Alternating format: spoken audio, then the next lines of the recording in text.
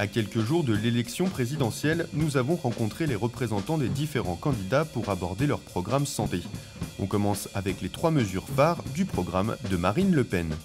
La première, et je pense qu'il faut le préciser, c'est de garantir la sécurité sociale pour tous et l'intégralité des remboursements tels qu'ils sont actuellement, c'est-à-dire il n'y a pas de remise en cause du tout du système actuel, il n'y a pas de déremboursement prévu, il n'y a pas de rôle supplémentaire joué par les mutuelles par rapport au rôle qu'elles jouent actuellement. La deuxième mesure, et je pense que c'est important pour la région Bourgogne-Franche-Comté, parce que sur les 8 départements, il y a énormément de communes très rurales, c'est de lutter contre les déserts médicaux. Pour les futurs médecins, c'est la création d'un cycle d'internat permettant aux futurs médecins d'exercer soit en maison de santé, soit en cabinet libéral de campagne, soit en maison de santé pluridisciplinaire. C'est également lutter contre la désertification médicale des pharmacies, donc redonner aux pharmaciens un rôle peut-être plus important dans les campagnes de prévention, de dépistage, apporter de nouvelles sources de rémunération qui ne soient pas seulement des rémunérations à la marge, mais des rémunérations à l'acte, telles que ça a commencé à être initié par les différents syndicats de pharmaciens. Et puis la troisième mesure phare, je dirais, la création d'un 5e risque au niveau de la sécurité sociale qui concernerait le vieillissement de la population et la prise en charge de cette population, puisqu'on sait qu'il y a à peu près en France un reste à charge de 7 milliards d'euros liés au vieillissement et également aux maladies chroniques et dégénératives telles que l'Alzheimer. Et sur une place en EHPAD qui vaut environ 2 400 € par mois, il y a en reste à charge des familles près de 60%, donc environ 1 400 à 1 500 €, ce qui est absolument impossible pour des gens qui souvent sont eux-mêmes déjà d'un certain âge et qui vivent sur leur retraite. L'accès aux soins en région Bourgogne-Franche-Comté peut être un problème. On fait le point sur les mesures qui peuvent directement impacter le quotidien des Bourguignons et des Francs-Comtois. Quand on prend la région Bourgogne, une fois qu'on a dit il y a Dijon, Beaune, Chalon-sur-Saône, Mâcon, Nevers, Sens et Auxerre, voilà, on a couvert les principales villes. Donc tout le reste, c'est effectivement des villes de campagne.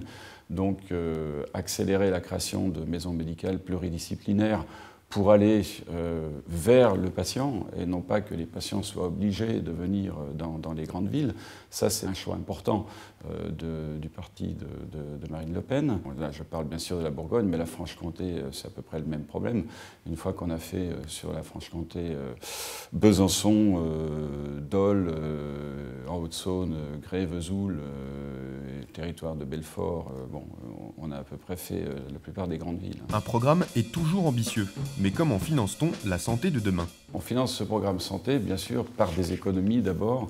Il faut mettre en place les nouveaux outils de suivi des patients. On parle du dossier médical patient qui permettrait d'économiser, selon les sources, 15 à 20 milliards d'euros. Autre source d'économie, le développement des médicaments génériques.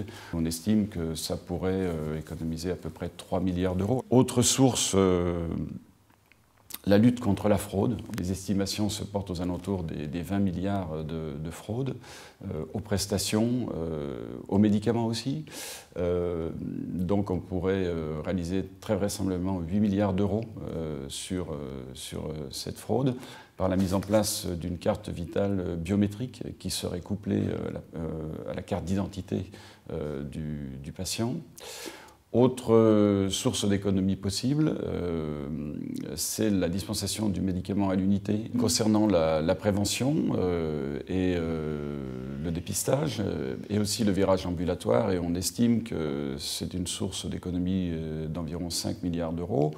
Et puis, dernier point que propose Marine Le Pen, la suppression de l'aide médicale d'État. On réserverait dans le programme de Marine Le Pen cette assistance médicale d'État au cas de pronostic vital, bien évidemment, ou au cas de risque épidémique aussi, bien évidemment. En toute objectivité, une bonne mesure santé à retenir lors du précédent quinquennat ? Pour le patient, à mon avis, pas plus que sous le quinquennat précédent. Enfin, il n'y a pas eu d'innovation dans ce domaine.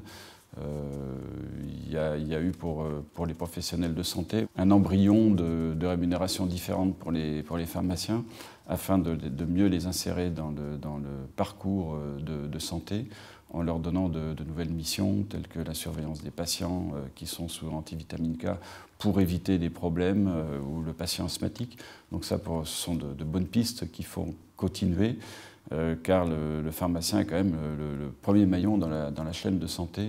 Ils sont ouverts quasiment de 9h du matin à 20h, y compris le samedi, et il y a toujours une pharmacie de garde à tout moment du jour ou de la nuit. Une moins bonne? J'en vois pas non plus de flagrante qui aurait été... Et si votre candidat n'était pas élu, quelles mesures du programme faudrait-il absolument mettre en place? Effectivement, il faudrait lutter contre ces déserts médicaux et redonner au système de soins français un peu plus de respiration, de souffle, parce qu'il est tout de même surchargé.